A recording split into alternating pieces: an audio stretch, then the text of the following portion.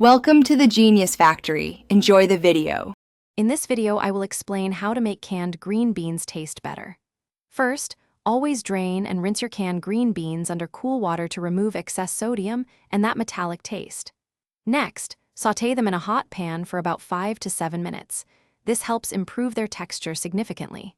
Finally, add a foundational pinch of salt and a dash of freshly ground black pepper to start building delicious flavor.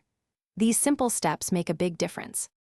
To truly elevate your green beans, incorporate flavorful fats and aromatics. Begin by melting 1 tablespoon of unsalted butter or a good quality olive oil in your pan. Then, sauté 1 clove of finely minced garlic or about a 1/4 cup of diced onion until fragrant, which takes about 2 minutes. For a smoky, savory depth, consider using 1 tablespoon of rendered bacon grease instead. These additions create a wonderful base of flavor. Now, let's layer in more complex flavors with herbs, spices, and a touch of acidity.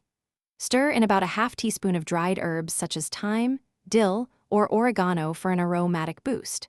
A 1/4 teaspoon of onion powder or smoked paprika can also add a delightful warmth.